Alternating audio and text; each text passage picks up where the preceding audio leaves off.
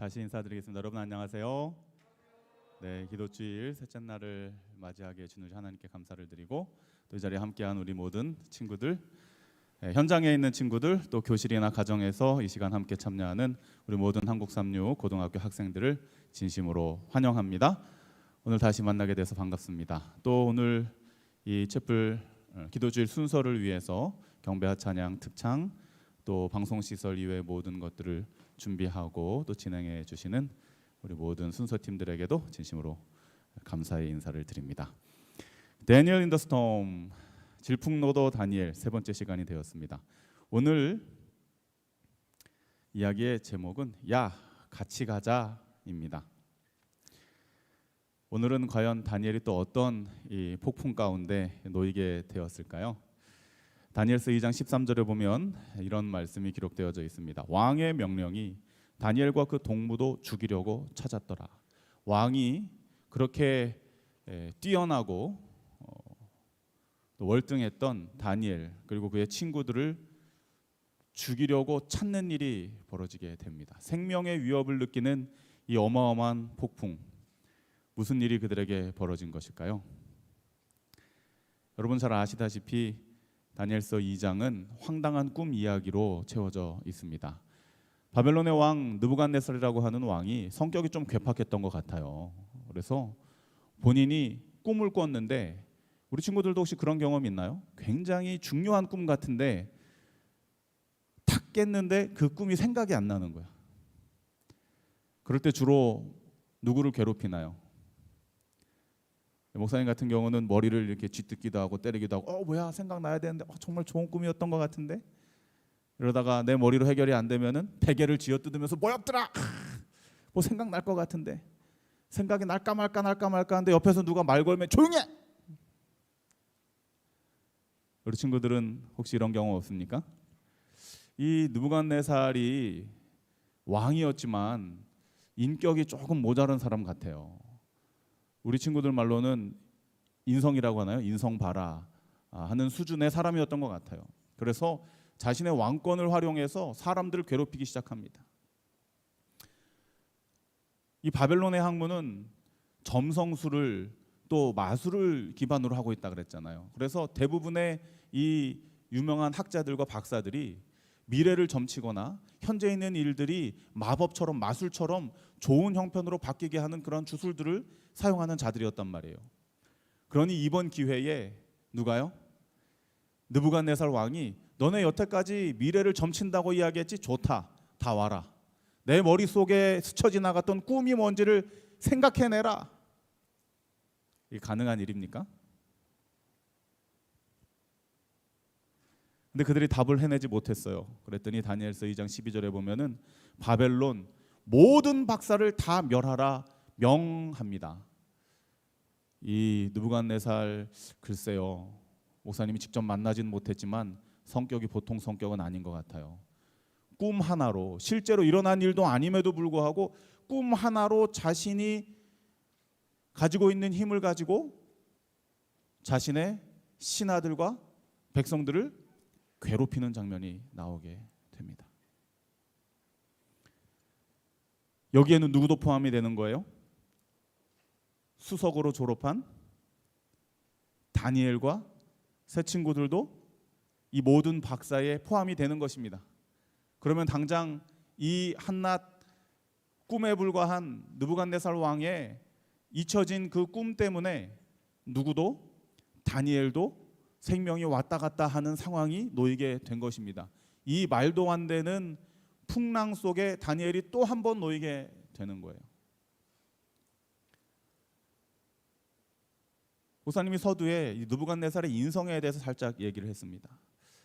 그런데 다니엘서 2장 18절에 보면은 다니엘의 인성도 살짝 엿보게 돼요. 다니엘이 친구들을 불러 모아가지고 야 빨리 모여. 그래서 다니엘과 세 친구들이 한 곳으로 모입니다. 그리고 기도를 하자고 그래요. 여기까지는 굉장히 신앙적인 모습을 보이고 있습니다. 그런데 기도하자고 하는 내용이, 그 기도의 제목이 뭐라고 써 있습니까? 다른 박사와 함께 죽임을 당치 않게 하시기를 그들에게 구하게 하니라. 여기서 어떻게 다니엘의 인성이 좀 보입니까? 지금 하나님을 믿지 않는 다른 박사들과 더불어 우리가 죽게 되었는데 우리가 기도하자. 무엇을 위해서? 쟤네들처럼 죽지 않도록 우리가 기도하자. 여러분 그렇게 보이시죠? 이런 신앙인 여러분 괜찮다고 생각하세요? 오늘날의 예로 들어봅시다. 코로나가 막 밀려와요. 근데 기도하는데 우리 교회 장로님께서 하나님 다른 사람들 다 코로나 걸리더라도 우리 교인들은 살려주세요. 글쎄요. 어떻게 생각해요? 교인 아닌 사람이 들으면 굉장히 뭐야? 교인의 인성이 자기네들만 살려달라고? 지금 그런 형편으로 보여지게 되는 거예요. 다른 박사들과 함께 죽임을 당치 않게 하시기를 우리가 기도하자라고 다니엘이 요청을 하는 것입니다. 그런데 이 성경상의 표현대로만 보자면은 다니엘의 인성이 그렇게 굉장히 신앙은 열심히 하면서도 하나님을 향하여 뜻은 세운 사람이지만 그의 삶이 굉장히 이기적인 신앙을 하고 있다라고 느껴지기 쉽습니다. 그런데 조금 더 내용을 살펴보면 다니엘이 또 다른 요청을 합니다. 제가 왕에게 가서 잠깐 이 형 집행을 멈춰달라고 요청하겠습니다. 그러면서 곧바로 요청하는 것이 무엇입니까? 박사들을 멸하지 말아 주십시오. 저랑 제 친구들만 살려달라는 요청이 아니라 제가 앞장서서 이 문제를 해결할 테니 하나님을 알지 못하는 자들, 나와 그렇게 친하지 않은 자들까지라도 다 뭐 해주십시오? 살려주십시오. 나를 왕의 앞으로 인도하라고 요청하는 모습을 보게 됩니다. 여기서 다니엘의 새로운 인성의 모습을 보게 되는 것이죠. 다니엘이 자기 자신만의 이익을 위해서 하나님께 기도하는 것이 아니라 심지어는 하나님을 알지 못하는 다른 박사들까지라도 다 그 기도에 포함시켜서 기도를 드리는 것입니다. 그리고 나서 이 성경절을 다시 보면 새로운 이해가 우리에게 주어지는 것입니다. 다른 박사들처럼 죽임을 당하지 않게 해달라라고 이야기한 것이 아니에요. Like others 혹은 as others라고 표현하지 않고 with others라고 기록되는 거예요. 그러니까 친구들아, 우리가 그나마 하나님을 믿으니 뭐 하자는 거예요?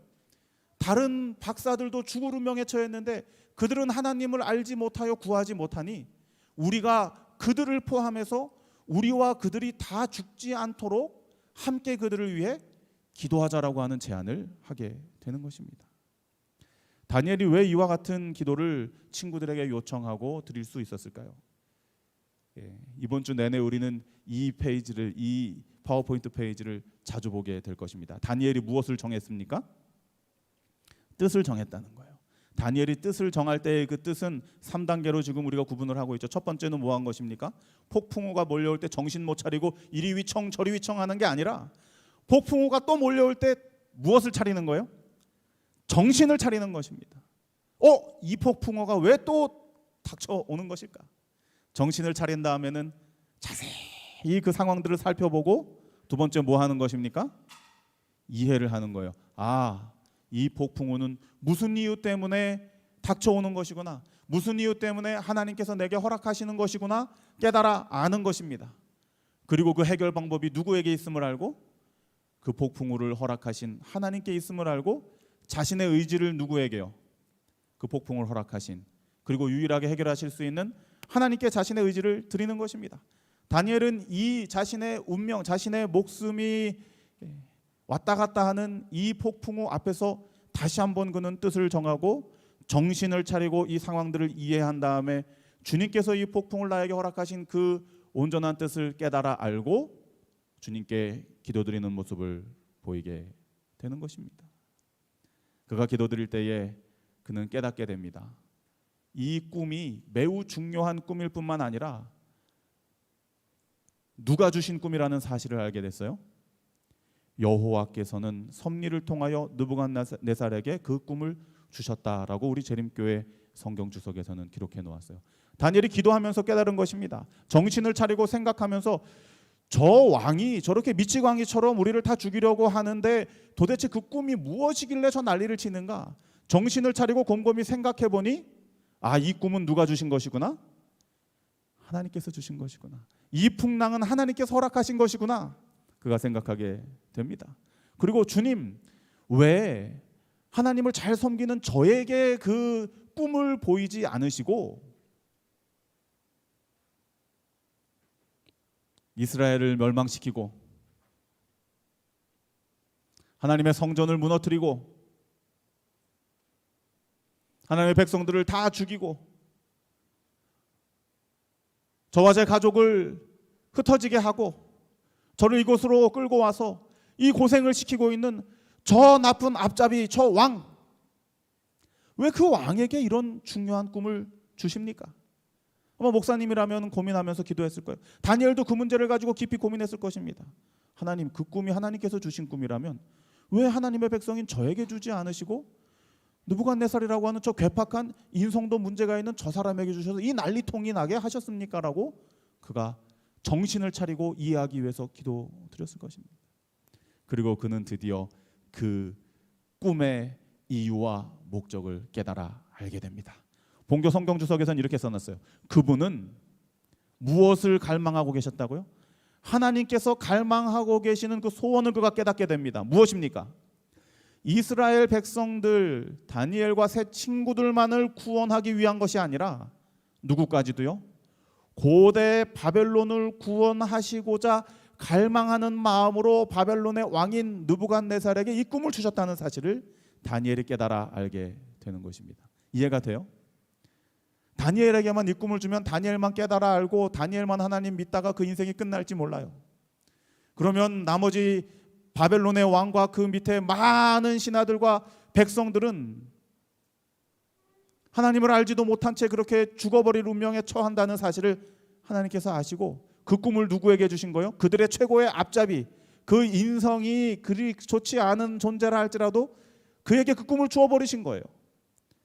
그리고 그것은 큰 풍랑이 되어서 이 바벨론의 신하로 살고 있는 다니엘과 세 친구들의 생명까지도 위협하는 그 너울성 파도로 밀려오고 있는 것입니다.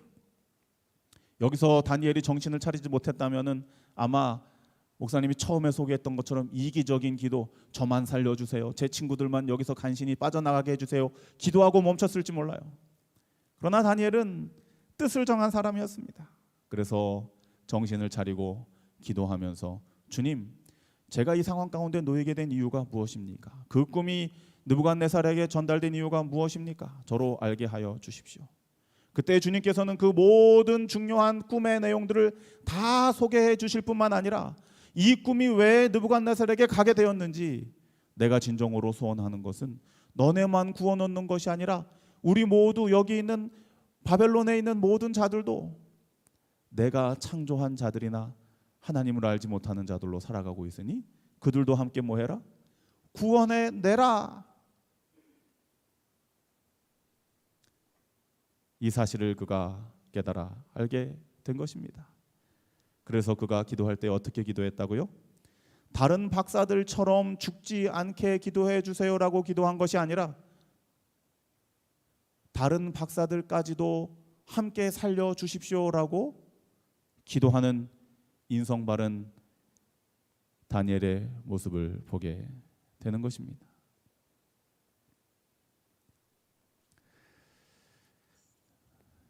이게 방송으로도 나가는 거라서 이 단어를 사용해도 되는지 몰라서 그림으로 목사님이 좀 바꿨습니다. 목사님 고등학교 3학년 때 일이에요. 오늘 함께 현장에 참여하는 친구들이 3학년들이죠. 목사님 고등학교 3학년 때 일입니다. 야간 자율학습을 그때는 11시 반, 밤 11시 반까지 이렇게 했었어요. 요즘은 몇 시까지 하는지 모르겠는데 11시 반까지. 그래서 다 정리하고 이제 짐 싸고 나갈 때면은 이제 12시가 다 돼가는 그러한 야간 자율학습을 고등학교 2학년, 3학년 때 이렇게 했었어요.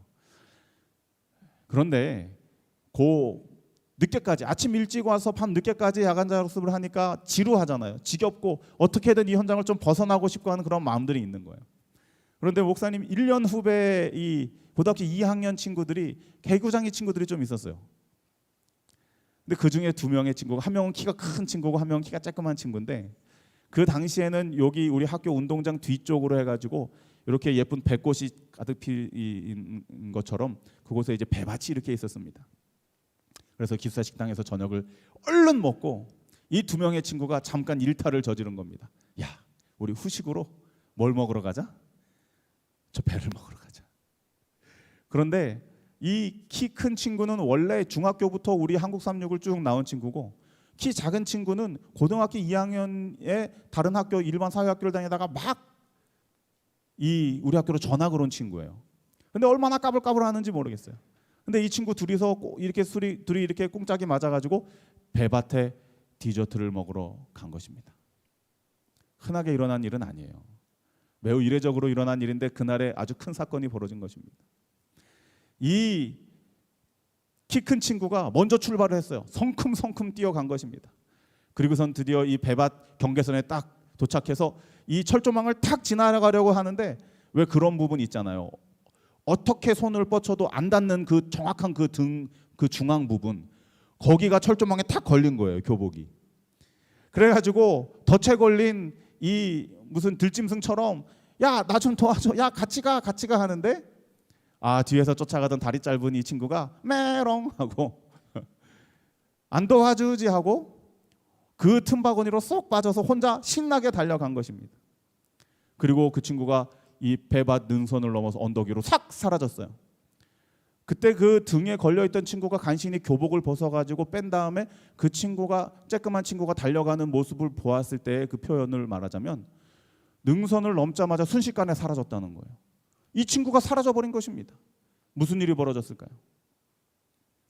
하필이면 그 언덕 위에 그 해의 농사를 위해서 밭에다 거름을 주려고 이 소, 닭, 꿀꿀이 이런 그 짐승들의 이 응가를 잔뜩 구덩이를 크게 포크레인으로 파고 모아놓았던 거름더미에 이 친구를 도와주지 않은 인성 바르지 못한 날쌘돌이 친구가 신나게 달려가다가 능선을 넘자마자 공중으로 몸을 띄우면서 어떻게 했어요? 슉 하고 그 거름통에 이 구덩이의 정 가운데 퐁 빠지게 된 것입니다. 그 다음부터 무슨 일이 벌어졌을까요? 빠져나오기 위해서 애를 쓰면 쓸수록 점점점 어떻게 하는 거예요? 드디어 이 등을 걸렸던 키 큰 친구가 달려와서 보니까 그 친구가 어려움 가운데 빠져 있는 것입니다. 그러면서 이 친구가 얘기했어요. 야, 나도 같이 가, 나도 도와줘. 그랬더니 이 반대에 있는 친구가 너 아까 내가 같이 가자고 했는데 안 도와줬잖아. 나도 안 도와줘 하고 가려고 하는데, 이 친구가 점점 이렇게 차오르는 걸 보고 저러다 큰일 나겠다 싶어가지고, 이러면 어떻게 해야 돼요? 자신의 교복이라도 벗어가지고 이렇게 밧줄을 만들어서 던져주고 이렇게 해야 될 거 아니에요? 그런데 매우 소심하게도 옆에 잔가지를 이렇게 주워가지고 자신의 응가 묻을까봐 이렇게 해가지고 저녁 시간이 다 지나고 야간 자락습이 시작할 즈음에야 간신히 그 거름더미에서 이 친구가 나왔어요. 나왔는데 온 몸이 난리가 난 것입니다. 학교로 돌아왔는데 학교가 비상에 걸린 것입니다. 담당 선생님과 영선부 선생님께서 둘이 나오셔가지고 저기 요즘도 저기 그 개수대가 수도가가 걸레 빨고 하는 데가 있는지 모르겠습니다. 거기다가 세워놓고 온 학교에 냄새가 이제 풍기기 시작하는 겁니다. 그래서 이 세차 호스를 가지고 이 친구를 가운데 세워놓고 칙 하면서 이제 이 친구의 몸에 묻었던 오물을 걷어내고, 기숙사에서 어떻게 옷을 빌려와가지고 대체해서 옷을 입히고 교실로 들어가려고 하는데 도저히 교실에서 야간 자락습이 진행이 되질 않는 거예요. 이 친구의 냄새 때문에. 그래서 선생님이 특단의 조치를 내렸습니다. 너 얼른 묵동에 가면은 동양 사우나라고 하는 그 사우나가 있는데 가서 씻고 와야 되겠다. 그런데 이 친구가 네 하고 기가 죽어가지고 혼자서 터덜터덜 가는 뒷모습을 보인 이후에 야간 자락습이 끝날 때까지 이 친구가 돌아오질 않는 거예요. 나중에 거의 친구들이 이제 다 집에 갈 때쯤이 되었을 때 11시 반이 넘어서 12시가 가까워지는 그 시간에 아주 탈진한 모습으로 이 친구가 아주 헬스한 모습으로 아주 처량한 모습으로 학교로 돌아오는 모습을 우리가 함께 봤습니다. 무슨 일이냐? 걱정했던 선생님도 찾으시, 그 당시에는 핸드폰이나 이런 것이 없었잖아요. 찾고 물었더니 이 친구가 학교에서 그 친구에게 거절당한 이후로 그 이후로 계속 그 자신의 몸에서 나는 이 응가 냄새 때문에 온갖 데서 거절을 당하기 시작한 겁니다. 버스를 탔다가 곧바로 버스 기사님이 야 내려! 그래가지고 태능선수촌에서 내려가지고 동양 사우나까지 걸어간 거예요. 동양 사우나에 들어가서 돈을 내고 들어가자마자 다시 때밀이 아저씨가 야 너 도저히 안 되겠다 나가라 그래서 다시 옷을 입고 쫓겨나가지고 선생님이 씻고 오라고 했으니까 어디라도 씻는 데를 찾다가 저기 골목 구석에 있는 어느 이 동네 목욕탕에서 간신히 씻고 나왔음에도 불구하고 여전히 냄새가 바뀌질 않아서 버스도 타지 못하고 다시 걸어서 온 거예요. 근데 이제 이 친구가 누구에게도 말을 못하는 것입니다. 왜냐하면 아무도 그의 곁에 가려고 하지 않는 거예요. 이 친구가 너무 풀이 죽어 있는 겁니다. 근데 목사님이 공부는 그렇게 열심히 안 했어도 두루두루 친하게 지내는 친화력은 좀 있었습니다. 같은 학년이 아님에도 불구하고 그 친구가 너무 불쌍하고 좀 힘들어 보이는 거예요. 목사님이 아무 생각 없이 지나가다가 야, 너 집에 가야지. 그랬더니 그 친구가 저를 보면서 목사님은 명찰이 녹색 명찰이었어요. 한 학년 아래 친구들은 하얀색 명찰이었어요. 요즘은 색깔이 어떤지 모르겠는데 명찰을 보고 형, 나 집에 못 가요. 왜?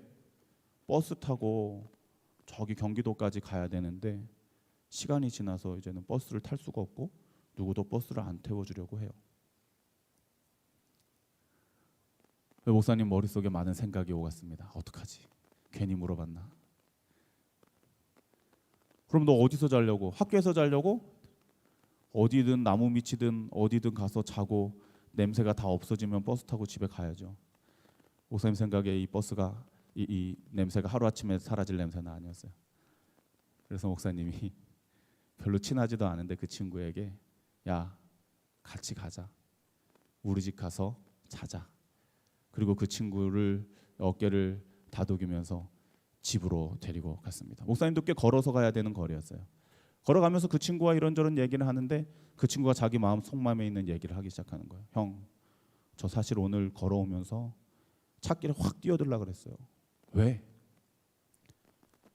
제가 이 학교에 전학을 왔는데 아무도 저에게 따뜻하게 대하는 친구가 없었어요.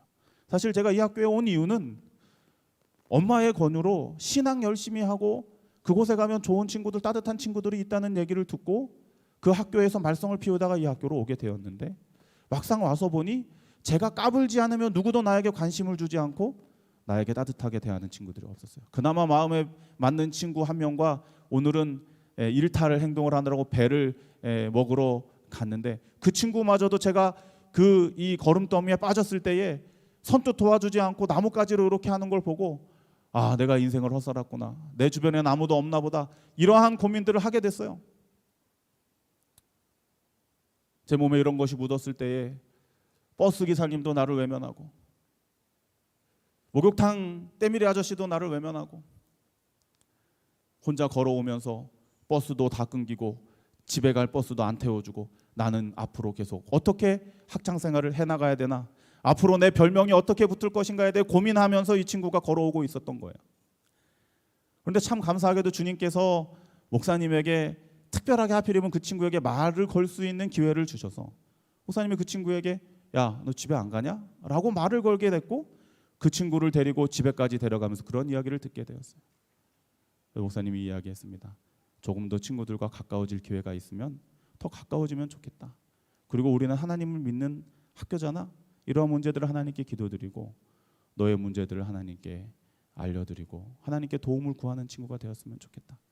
그래서 그날 밤 친구와 함께 청국장 냄새가 나는 그 하루의 밤을 같이 보내고 다음날 학교로 와서 목사님이 친구들에게 이야기했습니다. 야, 이 친구가 괜찮은 친구다. 비록 몸에 냄새는 나고 이렇게 사고를 친 친구지만 우리가 이 친구에 대해서 좋은 마음을 가지고 좀 함께 어울리고 하면 좋겠다라는 제안들을 친구들에게 하게 되었고 그 친구가 자기 동료 친구들보다는 오히려 선배들과 가까워지면서 점차 학교에서 자신의 영역을 넓히면서 적응해 나가는 모습을 목사님이 보게 되었어요. 요즘은 그 친구가 어떻게 지내는지 모르겠습니다.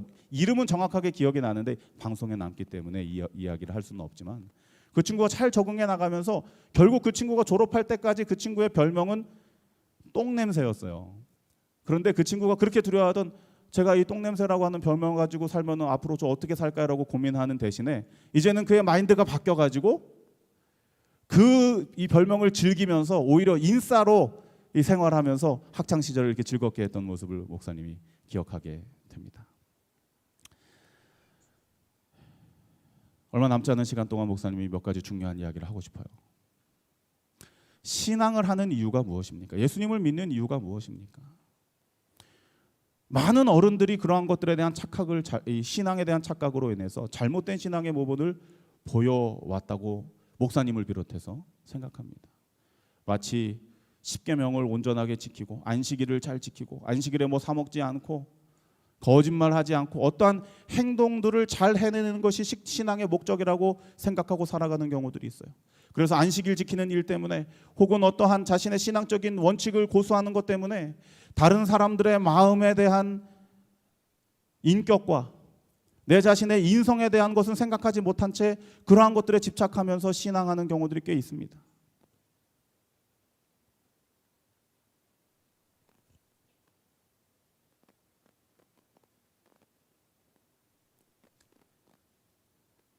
목사님은 우리 한국삼육 고등학교 친구들이 이 교정에서 하나님을 믿는 학교에서 신앙을 배우고 생활하면서